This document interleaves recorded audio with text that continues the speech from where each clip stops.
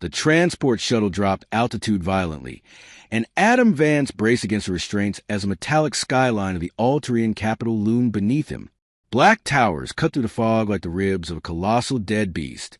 The sky here was never blue. It bled copper and iron hues, like a storm that forgot how to end. Adam wasn't a tourist. He was a prisoner.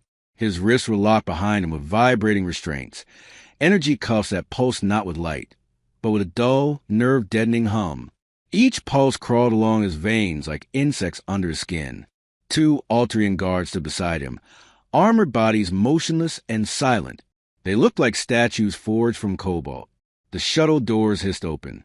The guards shoved him forward into a cold blast of air that reeked of metal and antiseptic chemicals. The ground beneath him was not tile or stone. It was living metal, shifting slightly beneath his boots. Alterian design. Technology that felt alive. He was dragged into a cathedral-like hall, where high pillars spiraled so far upward he couldn't see their end. Alien officials stood on a raised platform, robes ink black, eyes like polished moons. The one at the center spoke in a voice that seemed amplified by the architecture. Human, Adam Vance of the Terran Reconnaissance Corps, the official declared, "You trespassed into Forbidden Dominion territory. You violated Treaty Code 5591 and performed espionage against the Alterian military." Adam tried to keep a steady expression. "If my craft had malfunctioned, I wouldn't be here. Your malfunction is irrelevant. Your presence is guilt." The official's silver eyes narrowed. Sentence: death by cerebral extraction. Adam stiffened. He had heard rumors. Cerebral extraction. Execution by removing the consciousness, memories, everything that made a person human. A soulless death. He didn't panic outwardly, but heat crawled up his spine. His voice cracked under pressure. "You kill me, you break the treaty. Earth will retaliate."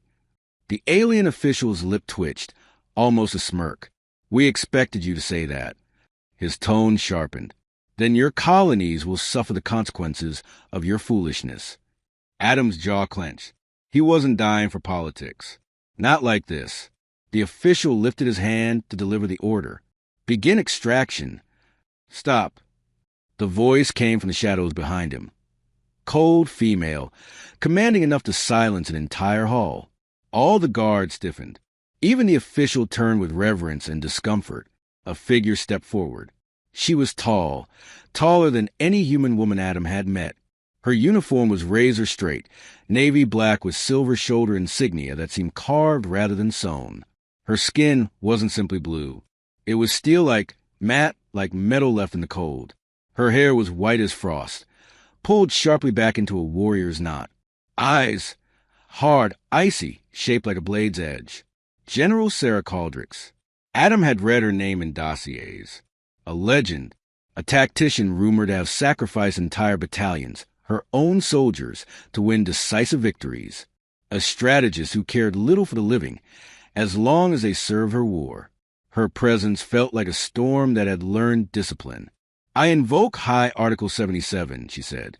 The official faltered. "General, that law is archaic, yet still valid," Sarah cut in, "and it supersedes your verdict." Adam frowned. "Article 77? Her cold eyes didn't leave him. "The right of claim." The official swallowed. "General, that statute was designed centuries ago. No one uses it. It states," Sarah continued, "that a foreign offender may be spared execution by entering a binding union with a citizen of recognized rank." Her tone was stripped of emotion. "I claim him." Adam stared. His brain took too long to process the words. "What are you saying?" he muttered. The official croaked. "She is offering to take you as mate. Marriage under Dominion law. You would live, bound to her household, a servant of her command." Adam barked a humorless laugh. "This is a sick joke." "No," Sarah replied. "It is law." "I don't know you," Adam hissed. "I'm not marrying some alien warlord just to—" "Correct," she interrupted, her tone sharp. "You are marrying a general. Your alternative is brain extraction and your species blamed for treaty violation." Adam froze. It was a trap with no exit. His death meant war. His survival meant becoming property. The officials straightened. Human, choose. Death or bond. The energy cuffs tightened, as if to remind him of mortality. His throat tasted like acid. He thought of Earth, of the outpost colonies vulnerable to retaliation, of the mission he'd never complete, of dying in a metal tomb on an alien world where no one would even bury him. He didn't choose out of desire. He chose because he had no agency left. Fine. The word scraped his mouth like sandpaper. I accept. Sarah nodded as if his life meant nothing more than approving a logistics report. Release him. He now falls under my protection. The cuffs deactivated. Pain prickled along his wrists like thawing frostbite. He rubbed them, glaring at the woman who had just bought his future. She turned on her heel, commanding without speaking. You will follow. Adam followed because there was nothing else to do, trying not to think about the fact that he had just been sentenced to a marriage darker than death. Little did he know, the nightmare had only begun. The transport that carried Adam and General Sarah Caldrix away from the tribunal moved through the capital like a silent blade. Its surface absorbed light rather than reflected it, and Adam couldn't help noticing how Altrian vehicles seemed designed not to impress, but to intimidate. Inside, the air smelled of sterile metal and ozone. No screens, no chatter, no soft seats. Strict, militaristic efficiency. Sarah sat opposite him, back straight, gaze fixed forward as though the window were a tactical screen. She ignored him completely, and somehow that made him feel smaller than when he'd been cuffed like an animal. You didn't have to save me, Adam finally said. That is incorrect, she replied without turning her head. I did. He frowned. To avoid war? War is inevitable. It only needs proper timing. Her voice was a blunt instrument. Factual, cruel, yet not emotional. So I'm a strategic resource, he muttered. You are alive, she corrected. Is that not preferable? Adam looked out the window. The city below was a labyrinth of sharp angles and shifting architecture. From above, it looked like a weapon waiting to be used. Depends on the quality of life, doesn't it? Sarah didn't react. Death is quick. Life has requirements. You will learn those. He almost laughed. You talk like breathing is a chore. For some it is. The shuttle descended into the rugged highlands, leaving behind the oppressive towers of the capital. Wind whipped violently against the hull, and the land below grew raw and jagged. Mountains shaped like blades, forests of metallic trees glinting beneath a dying sun. They landed in front of what looked like a fortress carved into the cliff itself. Angular, stern, blending into stone. No decorative banners. No guard standing ceremony. Just silent automated weaponry hidden among the rocks, tracking them like predators. As they stepped out, Adam shivered at the cold air. It wasn't cold like winter. It was cold like a laboratory where things are dissected. The air felt filtered, unnatural. This is your residence? He asked. It is my command and my solitude, she said, approaching the structure. It is now yours as well. Inside, the house was barely furnished. Not minimalist. Utilitarian. No couches for comfort, only thin metal benches. No art on walls, only military schematics. The lighting was dim and pale, like an underground bunker. He realized she didn't live here. She endured here. Sarah gestured to a door. Your quarters. He entered cautiously. The room wasn't a cell, but it wasn't a home either. A bed, narrow, rigid. A desk bolted to the floor. A small panel for climate control. No window. No personal touches. It's adequate, Adam said carefully. Comfort breeds complacency, she replied. You will not lack essentials, only distractions. Do you expect me to thank you? No. Her voice sharpened. Gratitude is inefficient unless earned. Adam stared at her, genuinely stunned. You don't care if I like you. Your opinion has no relevance to your function or your survival. There it was. Brutal honesty, devoid of pretense. Function?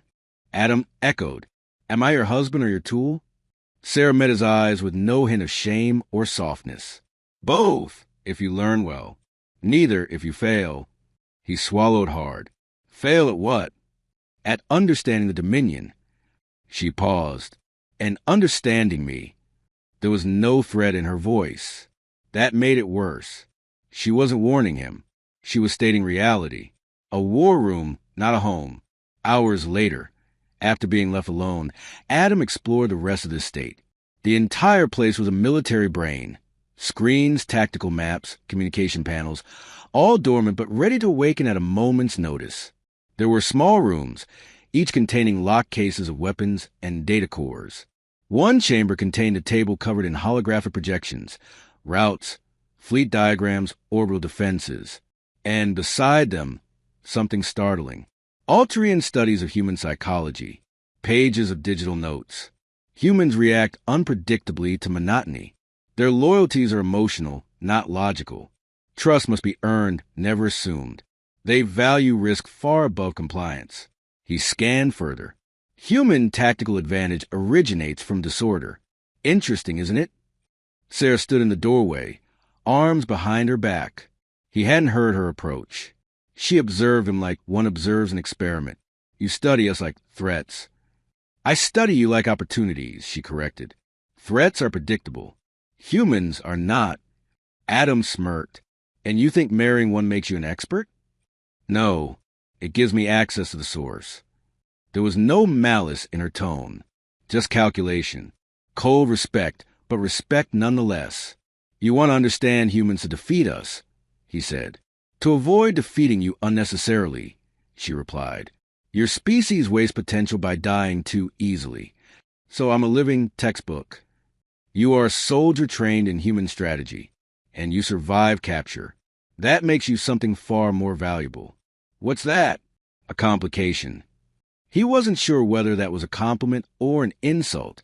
From her, it might be both. Dinner without warmth. Later, she brought him to the dining area, if it could be called that. A narrow table with 2 metal seats facing one another. A dispenser slid out 2 small plates of nutrient paste. She ate without ritual, without conversation, without curiosity. Adam waited for her to speak. She didn't. He broke the silence.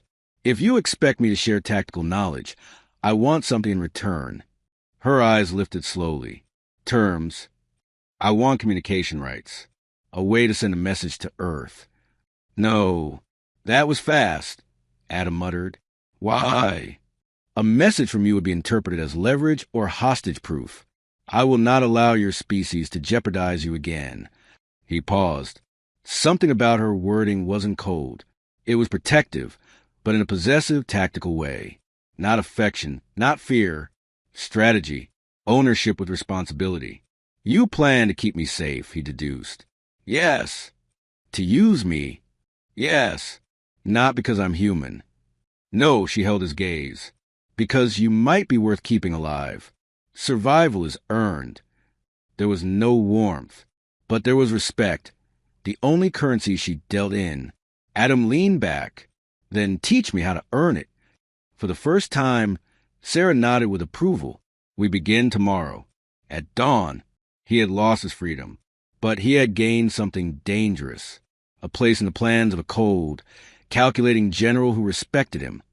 Not as a lover, not as a toy, but as a soldier she intended to sharpen. Something told him earning her respect would be more painful than death. The next morning began without dawn. Alterian daybreak was a slow bleed of rust-colored light through an atmosphere thick with metallic dust. Adam woke to a sharp tone echoing through his quarters. No gentle alarm, just a command. Up! Sarah's voice came from a wall speaker. No good morning, no introduction. She didn't appear. The door unlocked with a hiss. Adam dressed in the gray uniform she had left for him. Stiff, utilitarian, devoid of insignia. In the hall, 2 drone sentries hovered near the entrance like silent vultures. Sarah stood between them, wearing a long coat over her uniform. Her hair was pulled back even tighter than yesterday, accentuating her sharp, predatory features. Today, we present legitimacy, she said. Your cooperation is mandatory. Adam rubbed his eyes. Present to whom? The Dominion Council. They will demand explanation for our union. You'll provide none. Why not? Because you owe them nothing, she said bluntly. And because any answer you give will be weaponized. She handed him a dark ring, smooth, metallic, cold enough to sting his skin. This symbolizes contract, she said. Wear on your left hand. He eyed the ring. In human culture, rings mean commitment. In Alterian culture, they mean ownership and vow to duty. Her gaze narrowed. Symbolism is irrelevant. Outcomes are not. Adam slid it onto his finger. It tightened subtly, resizing to fit him. He didn't like the sensation. Does it ever come off? It can, she answered, but only with my authorization. His stomach tightened. So even my jewelry is a leash. Everything here is a leash, she replied. You must decide whether to pull or follow. Before he could answer, a transport door opened. A new vehicle awaited, sleek, armored, identical to a weaponized shard of glass. As they boarded, Adam noticed Sarah didn't ask permission, didn't check if he was ready. She simply moved, expecting him to follow. And he did, not because he was compliant, but because he refused to be left behind ignorant. The council's arena, the Dominion Council chamber, wasn't a hall of politics. It was a battlefield dress and ceremony. Tiered seats formed a half-circle around a sunken platform. Officials sat draped in robes woven with shimmering metal fibers, their eyes fixed like scanners. The air buzzed with tension, not spoken hostility, but expectation of conflict. Whispers rippled through the chamber as Adam entered beside the general. The human lives. She invoked Article 77. Disgraceful, tactical weakness. She claimed him a spouse? Adam felt heat rising on his neck, but not embarrassment, anger. They didn't see him as a man. They saw him as a breach, a flaw. A counselor with golden facial markings stood. His voice rang through the chamber like a blade unsheathed. General Sarah Caldrix, you exercised ancient marital law to spare a foreign invader. Explain this violation of military discipline. Sarah did not bow, did not soften. She spoke with surgical precision. I acted within legal statute. Law does not expire because our culture refuses to use it. Your motives are suspect, the counselor pressed. Why spare a soldier of a species we have nearly gone to war with? You seek leverage or corruption through interspecies attachment. Adam expected Sarah to deny personal motive. She did the opposite. Yes, she said. The chamber exploded in outrage. Adam's head snapped toward her, stunned. Was she confessing? The uproar grew louder until another counselor banged the ceremonial rod, demanding silence. You admit personal motive?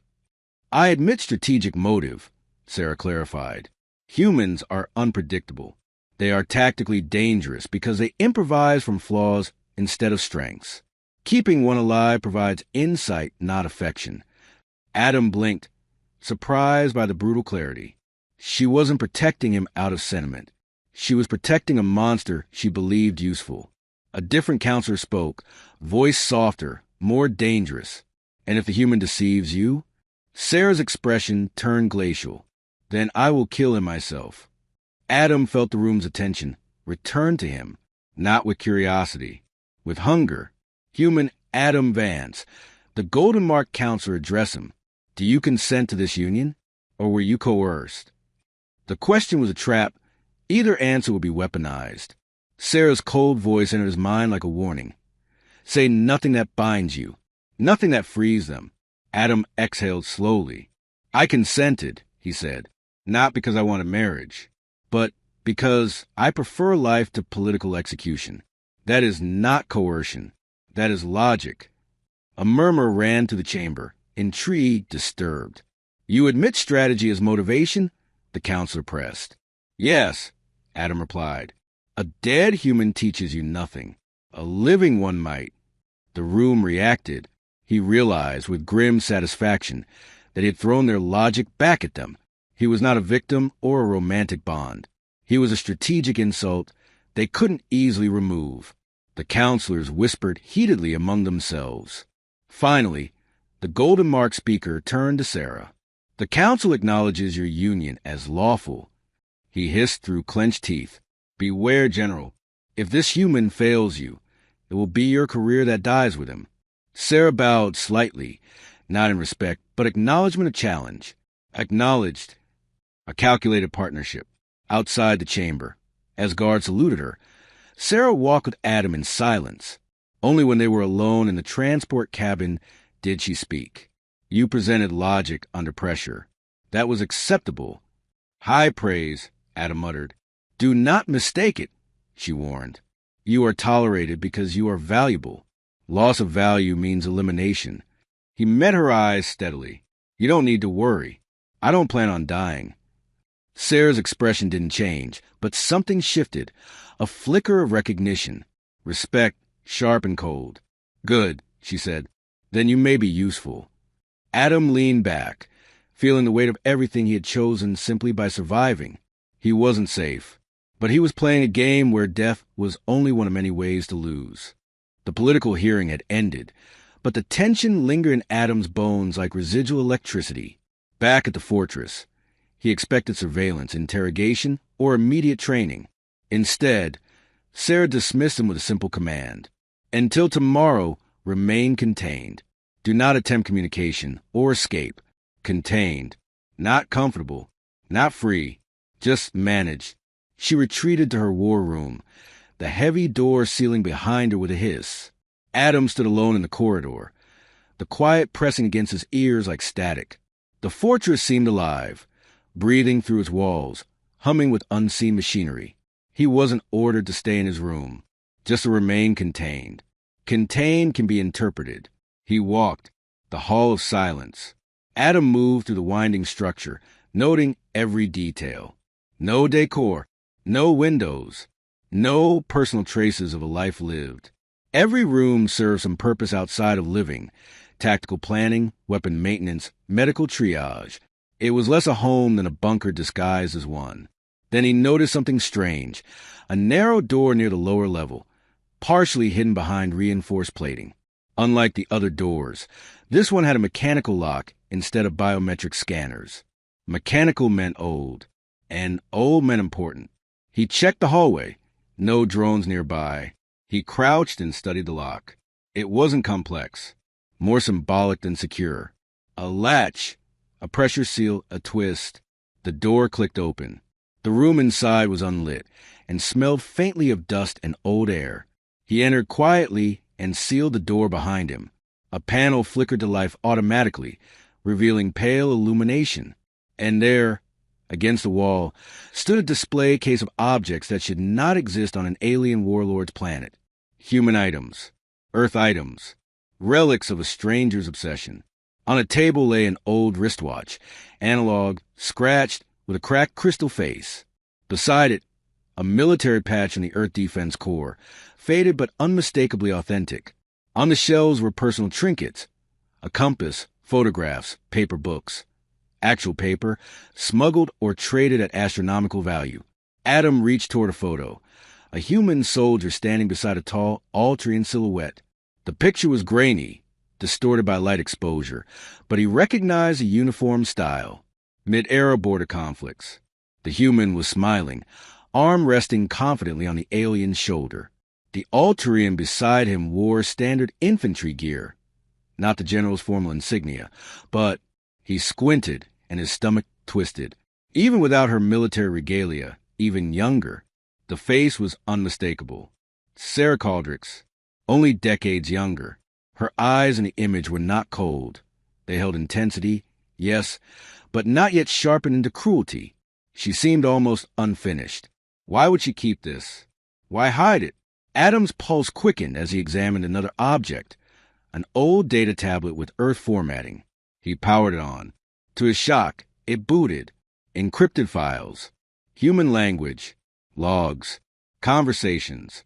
A name flashed repeatedly. Captain Elias Vance. Adam froze. Vance, his last name. His uncle's first name. Missing in action 40 years ago. Presumed dead during a border patrol incident with Altarians. He stared at the tablet, shock breaking through his controlled expression. The log showed dialogue, strategic exchanges, personal conversations, records of someone who wasn't a hostage, someone who taught Sarah, someone she trusted, someone she kept. Adam's mind raced. Why hide him? Why hide us? Why save me? He backed away from the tablet, realizing this wasn't mere curiosity. He'd found evidence, a secret, and secrets on Alteris were dangerous to the one who held them. Caught! A voice sliced through the darkness. You're a poor infiltrator. The lock was simplistic for a reason. Adam spun around. Sarah stood inside the room, the door sealed behind her. No visible weapon. But she didn't need one. Her posture alone threatened violence. He didn't try to lie. Why do you have my uncle's things? Do you assume all humans are related? He went missing on the border. Same era as this photo. Same name. And you kept his belongings like a memorial. Yes, I assume. Her expression hardened but didn't deny. Silence was admission. He wasn't a prisoner, Adam said slowly. He wasn't executed. He wasn't turned into information. He was here. For a time, she answered calmly. What happened to him? That is classified. You owe me information. No, she corrected. I owe you nothing. You owe me survival. Adam clenched his fists. Did you kill him? Sarah stepped closer, her gaze heavy enough to suffocate. If I intended to kill your uncle, I would not keep his memory. I did not honor my kills. Her tone was so cold it was honest. Adam swallowed, so he left. Her eyes shifted, not softer, but darker. Yes, he returned to your people, of his own will. Adam's breath caught. Why did he leave you? Sarah didn't answer. Instead, she turned to the relics and began sealing the case. Your uncle was an anomaly, a mind unpredictable enough to impress me. You show fragments of the same tendency. I preserve his artifacts because unpredictability is a weapon, a rare one. You admired him. A soldier may admire a rival weapon. It does not mean one desires to wield it forever. There was no sentiment, no affection. She respected his uncle the way a predator respects the prey that scars it. Your survival, she continued, now holds more political weight. Because if anyone discovers a connection, they will assume my allegiance lies with humanity, not Alteris. And they will remove us both. Remove, not investigate. Remove. Adam understood the real danger now. Then why tell me anything? Because ignorance makes you less useful. And a useless human dies quickly. Cold logic. Respect shown only as necessity. She moved toward the door. Return to your quarters. This room no longer exists. As the light shut off, Adam realized something terrifying. Sarah Caldrix never saved him. She invested in him. And investments are only kept as long as they pay off. The fortress felt different after Adam discovered the relic chamber. Not visibly. Sarah had made sure nothing seemed disturbed, but the air itself felt like it was waiting, watching. Every corridor hummed as though the walls themselves were digesting what he'd learned. He slept barely an hour before an alert tone jolted him awake. Mobilize. Sarah's voice through the speaker again. She never knocked, never waited, never repeated commands. Adam stumbled out of bed, dressed, and stepped into the hall. 2 drones hovered at either side of his door. Not the silent surveillance kind. These had thin, needle-like weapon barrels protruding beneath their chassis. Their blinking red sensors followed his movement like pupils. You added armed drones outside my room, he said dryly when Sarah approached. No, she replied. They arrived without order. Adam frowned. Someone else is controlling them? Someone believes you should not be under my protection. She walked past him, and the drones parted like fearful servants. They didn't emit loyalty, they emitted threat. He followed, keeping them in his peripheral vision. That doesn't worry you?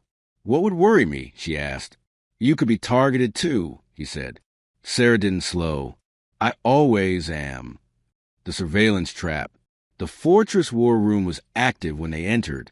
Holographic projections flickered, sensors tracking movement around the estate. Data streams from the capital, encrypted messages flashing in Alterian glyphs. Officers, her subordinates, stood in rigid lines. At the center, an urgent message rotated above the table. Unauthorized communication detected. Fortress perimeter. Adam stiffened. Someone broadcast from here? Someone attempted to, Sarah corrected, eyes narrowing. Small, encrypted packet. Unsuccessful. Origin point was within 3 meters of you. Adam's blood chilled. It wasn't me. I know, she said. He blinked. Just like that? You believe me. Your skill set does not include stealth encryption. You would make more noise. So she trusted him not out of loyalty, but out of analysis. Someone wanted to look like I tried to contact Earth, Adam deduced. Sarah nodded once. To justify eliminating you. One officer stepped forward, voice tense. General, if Council believes a human attempted unauthorized contact, they will kill him, Sarah finished, and demote the officer who failed to prevent it. Adam realized everyone in the room had a stake in his survival, not because they cared, because his death meant their downfall. Sarah issued commands rapidly. Track the signal origin. Full audit of internal systems. Scan for physical transmitters. The officers scattered, merging into the fortress machinery. Only Adam remained beside her, feeling exposed. You aren't investigating who sent it, he noted. No, I know who. Then why not stop them? A rare flicker of something cold and bitter shadowed her eyes. Because they are above procedural charge. Politics kill more efficiently than weapons. The administrator's wager. The hologram changed, displaying a face Adam recognized from the council. Administrator Zirek Vrail, adorned in shimmering gold markings. The same man who challenged their union. An encrypted note appeared under his portrait. Scan request, human subject verification. Adam's chest constricted. He's demanding they inspect me? Not examine. Extract, Sarah said. It took Adam half a second to understand. They want a justification to perform cerebral extraction. If Council proves you transmitted a signal, they will claim you are a spy, Sarah said evenly, and they will tear your mind apart legally. Adam's voice came low. Can you stop them? I can stall. Delay. I cannot block an official scan request forever. So what do I do? Sarah didn't answer. Instead, she turned to leave. Follow. Move quickly.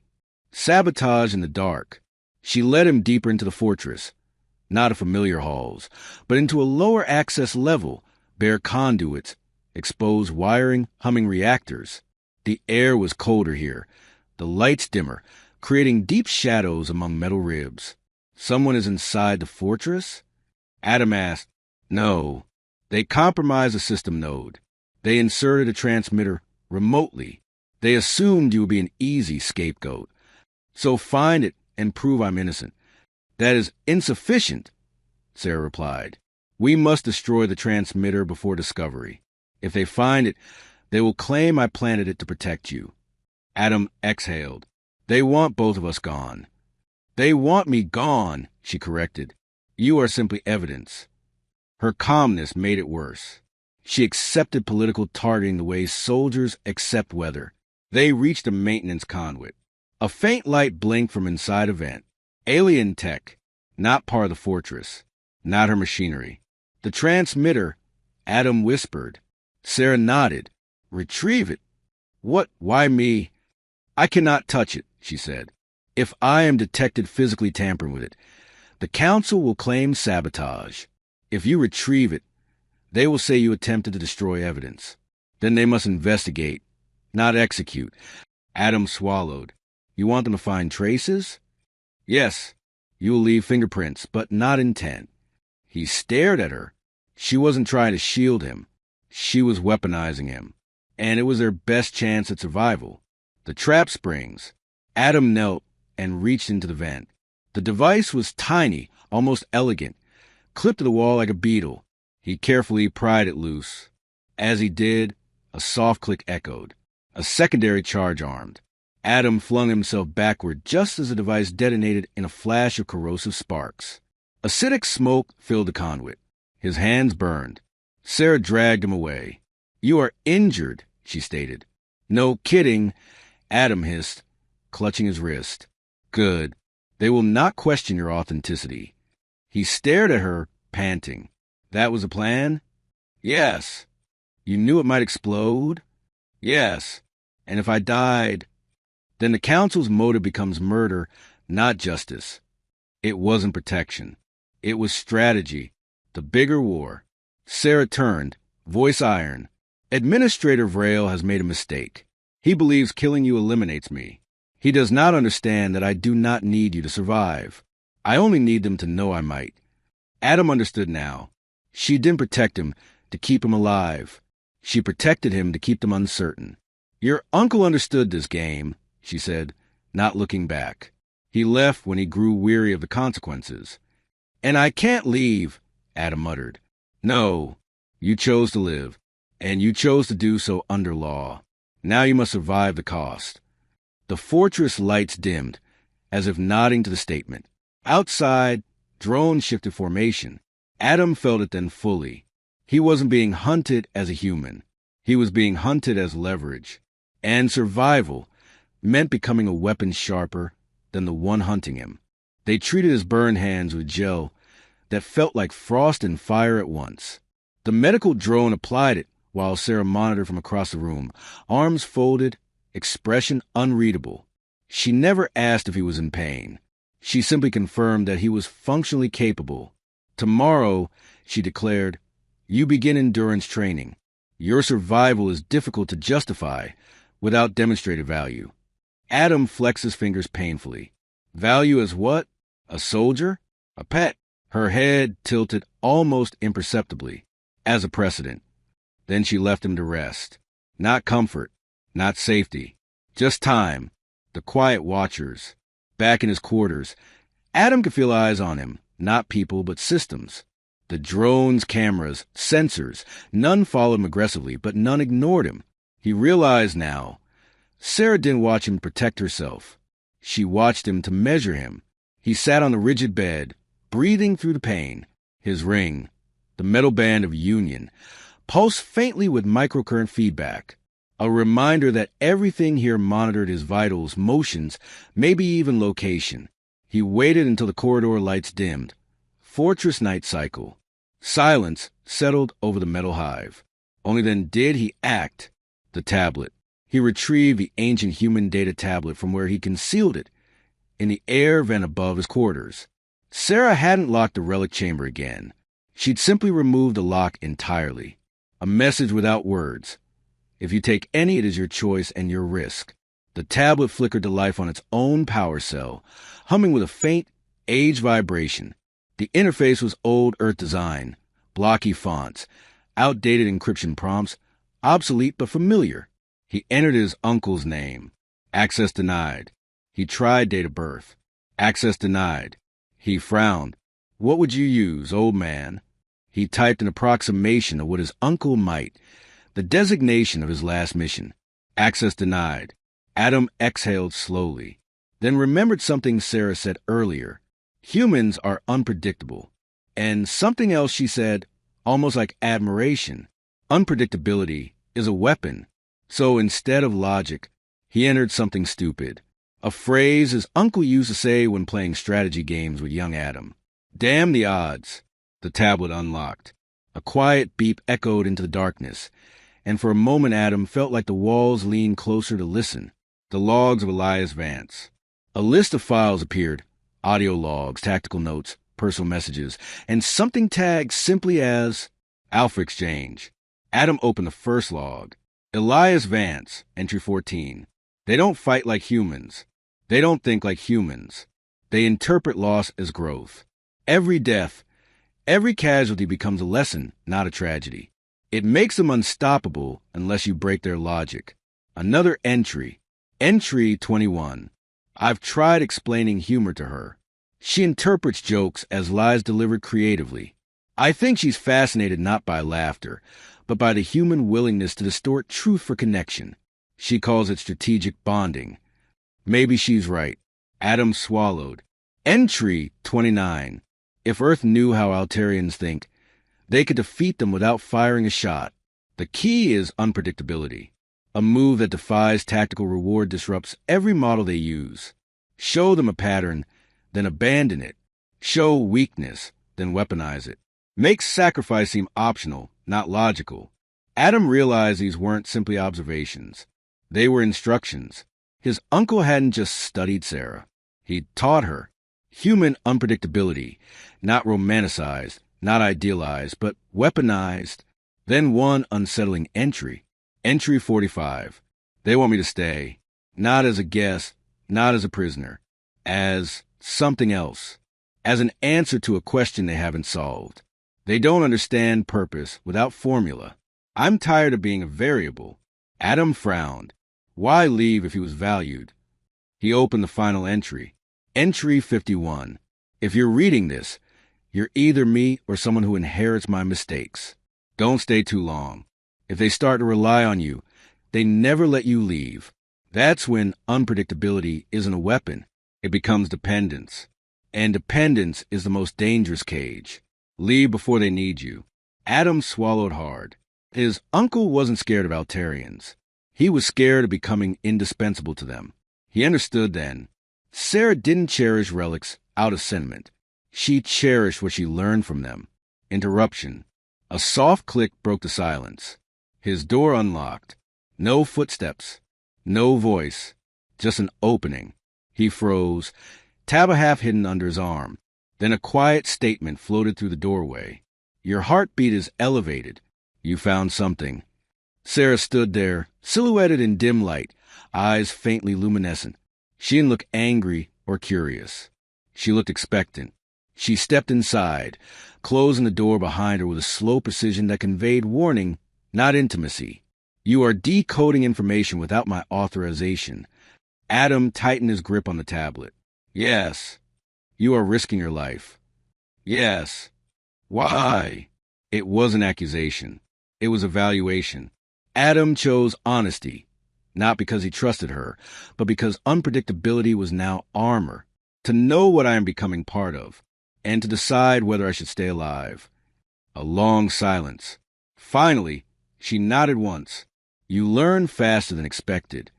He raised an eyebrow. You're not stopping me? Her voice went icier, more dangerous. If you decode something I do not know, you become valuable beyond my prediction.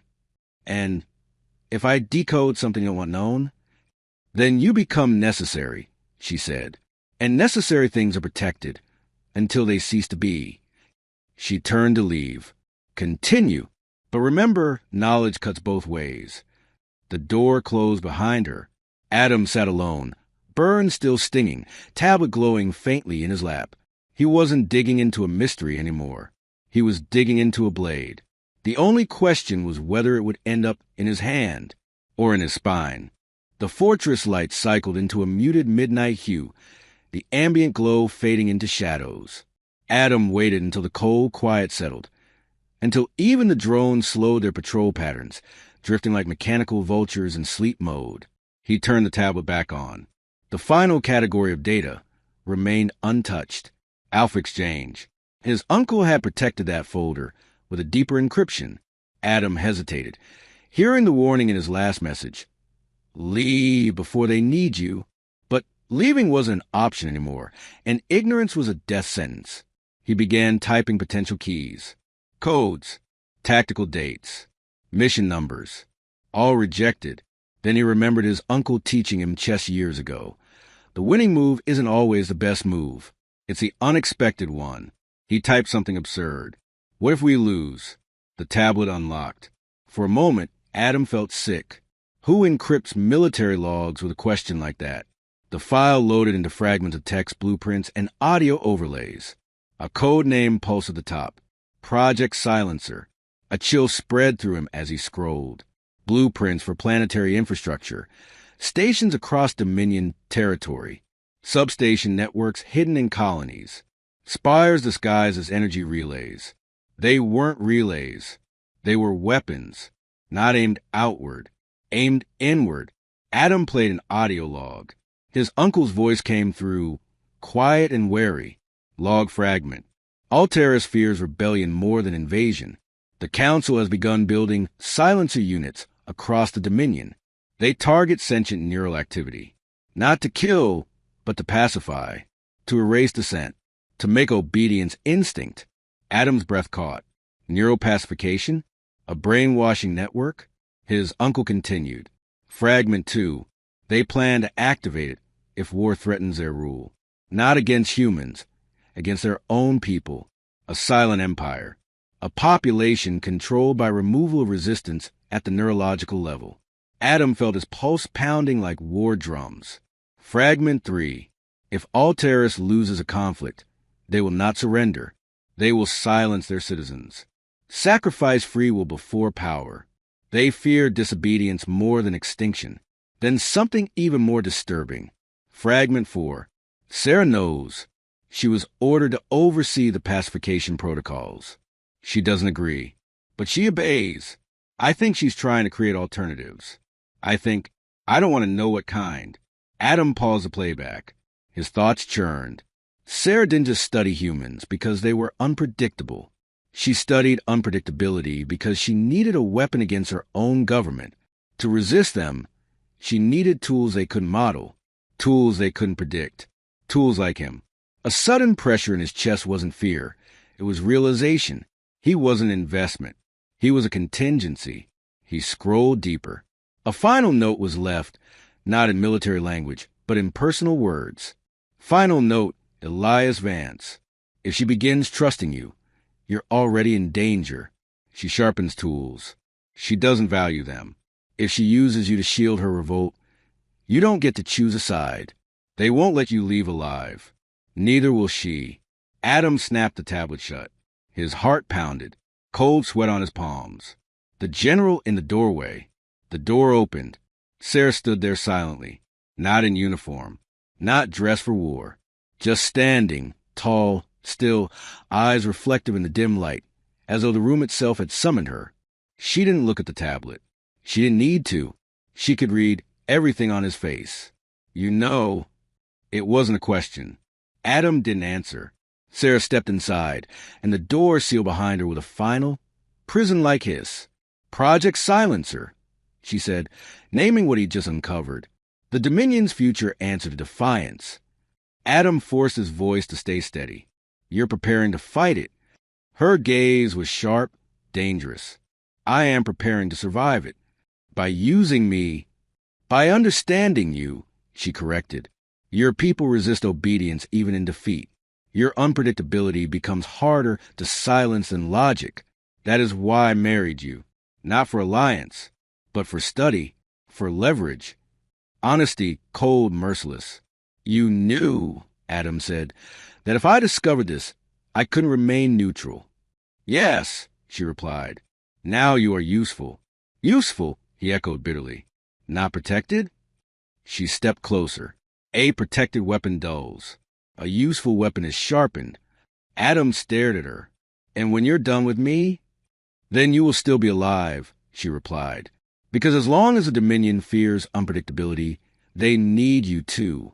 You are now politically untouchable, until I decide otherwise. Her frankness was worse than threats. It forced him into a corner, without force. You're building a weapon they cannot model, Adam said quietly, and I'm part of it. You are the reason it might work, she answered. He felt the ring on his finger tighten. No physical change, just psychological weight. So now what? Adam asked. Sarah turned to leave. Now you learn to survive being necessary. Adam didn't sleep that night. The tablet glowed beside him like a silent conspirator, the logs of his uncle echoing through his mind. If they start to rely on you, they never let you leave. Now, both sides needed him. The Dominion saw him as a threat to eliminate.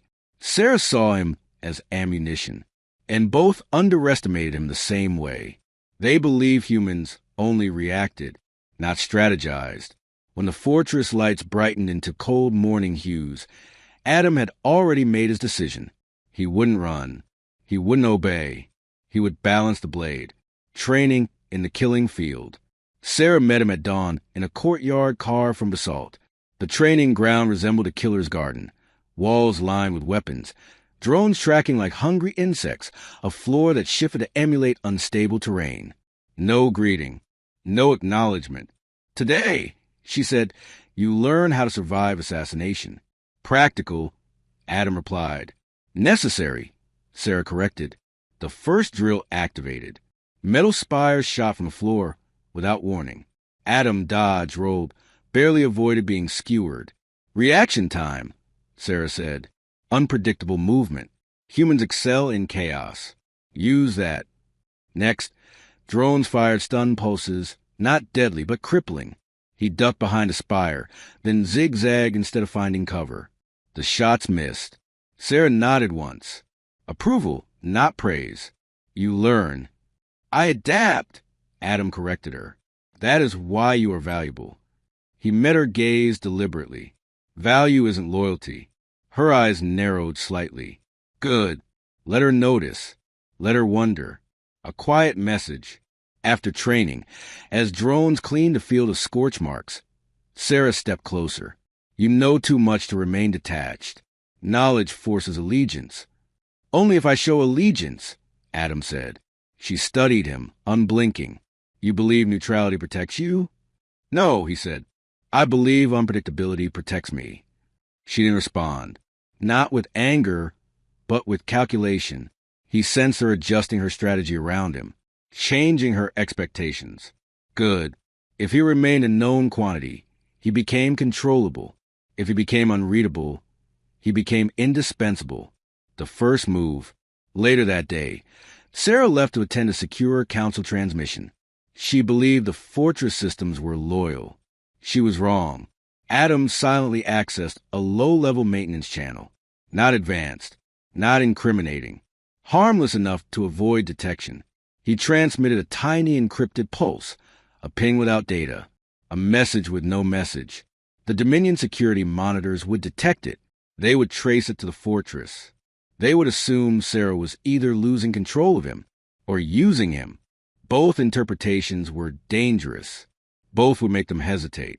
He ended the signal before the system flagged it. Clean, subtle, enough to introduce doubt. He didn't need allies. He needed confusion. Second move, truth as a knife. When Sarah returned, she studied him the way a tactician inspects a battlefield for hidden traps. You are planning something. It wasn't a question. Yes, Adam said plainly. She didn't strike, didn't interrogate. She simply asked, for or against me? For myself, he answered. There was a truth that neither served nor threatened her directly. Not loyalty, not treason. A variable. Her eyes sharpened and he saw something underneath. Not fear, but respect edged with danger. You risk much. So do you, Adam countered. You're defying the Dominion's plan to silence its own people. You need unpredictability. I need survival. Our goals align only while those facts stay true. Sarah exhaled slowly, expression unreadable. And when they change, then we renegotiate. A long silence stretched between them, not hostile, not allied, but tense like two swords leaning point first against each other, neither breaking, neither yielding. Finally, Sarah said, then we are now partners, not united. Aligned. He nodded, for as long as it benefits us. Cold acknowledgement. No promises. Exactly what both could trust. The Dominion answers. 3 days later, a transport drone arrived at the fortress, carrying a sealed directive addressed to General Sarah Caldrix. She broke the seal with a subtle crack. Adam watched her eyes as she read. Her jaw tightened. The council requests your presence, she said stiffly. They want to interrogate me, Adam guessed. No, they want to interrogate us. His pulse ticked upward. You think they know? They suspect. They are uncertain. That makes us dangerous. Isn't that what you wanted? She met his gaze. Danger does not equal victory. It only opens opportunity. Adam stared at her. This alien general, cold, calculating, ruthless, was terrified of only one thing.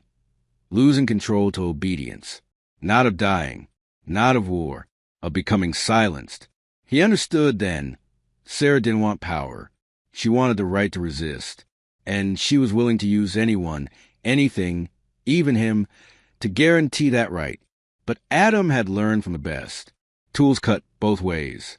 The third move, before they boarded the transport to Capital, Adam tightened the metallic ring around his finger and spoke loudly enough for the ship to record. If the council kills us, the pacification network will still activate. Sarah's eyes widened, not in shock, but awareness. The ship was listening. He was planting evidence. The Dominion didn't know how much he knew. Now, they would fear what Sarah might have told him. She didn't interrupt him. She didn't stop the statement. She understood the move. Information, even implied, was leverage, and leverage is power, a blade with an edge on both sides. As the ship ascended toward the capital, Adam spoke quietly just for her. You wanted unpredictability. Now you have it. Sarah's reply was almost a whisper, but sharp enough to cut steel. And now I must learn to survive it. He looked out at the burning copper horizon of Alteris. Neither of them was safe. Neither of them was owned. Neither of them could win without the other. But victory was not unity. Victory was control over choice. Adam finally understood the path his uncle left behind. Not escape, not surrender. Leverage. A human's strongest weapon. He didn't have to trust Sarah. He just had to stay useful enough that no one could silence him. And if the Dominion or Sarah tried to turn him into a tool, he would become a tool with a mind of his own. A weapon that cuts the one who wields it. A choice they couldn't predict.